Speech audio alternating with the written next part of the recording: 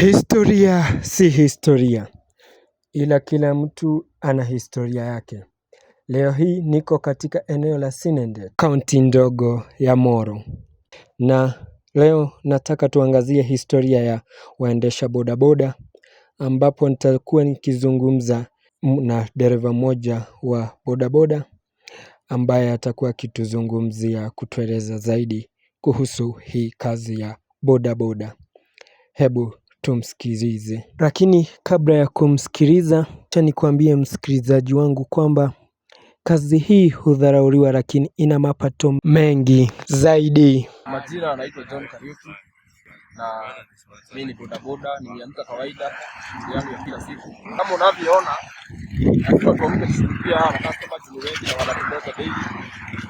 Huwezi kusema customer na hii lazima niamke nishakamke.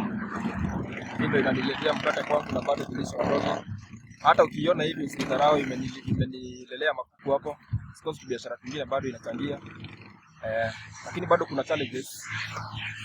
Kama hizi barabara unaona vile ziko, kwanza MCA wetu wewe unafaa tushughulikie. Na katika hii kazi ya bodaboda lazima uvae kama vile unaona niko na nguo za baridi. Speed nao unaelewa. Na bado safety. Lazima uvae kitu kama hii ya reflector ya mtu kwenye ako nyuma yako ama ako mbali na huko umemuona, anaona kuna mtu mbele yake. So mambo ni full life. Anaeleza kuwa kujiunga na vikundi vya bodaboda ama SACCOS husaidia sana. Msiki kila siku ni kuzuri. Unaweza pata na emergency na pesa uko nayo itoshi, lakini SACCO inakuokolea. Inaweza kuokolea kana kaluni ajira ndio unahitaji mambo yako ya dharura. Isitoshe, anasema kumhudumia mteja vyema pia inachangia uhusiano mwema katika biashara hii. Ukiwa umebeba customer, lazima umtreat vizuri na juu ya next time. Juu ya kesho. Kesho ni ya muhimu sana kuliko leo. Juu venye utatreat itadetermine kama kesho utakubeba. Juu mimi niko na customer wangu mwenye akifika hapa hata anikose, lazima aulizie nani yako wapi. Kama niko kazi anakubali kubeba na mwingine. Sasa unaona mambo kama hizo.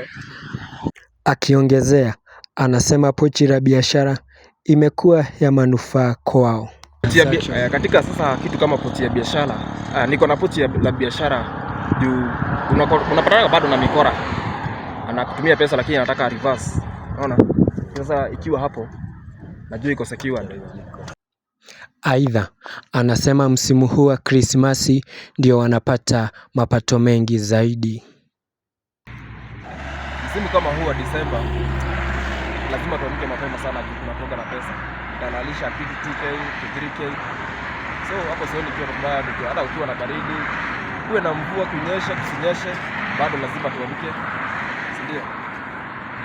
Na kwa hii kazi yetu bado naweza patana na customer mwenye ni harsh, mwenye hataki kuongeshwa hadi bumps. Unaona barabara ni mbaya, lakini tunajua vile tunahandle. Na bado unaweza mfikisha bado akakosa kukulipa, ama pesa mlikuwa mmeagree bado akakosa kufikisha, akakosa kutimiza hiyo. Lakini si wote wabaya, kuna wazuri bado. Sasa huu mwaka wa 5 inaendesha hii kitu, na kwangu inaweza sema inanisaidia sana kwa sababu still lala ja. Sasa hii ni SACCO na venye tuko na kaploti tunaunda hivyo na mambo ya shughuli zingine nyingi. Save nao lazima tusave. Nikikuletea taarifa hii niite Theuri wa Wangeci.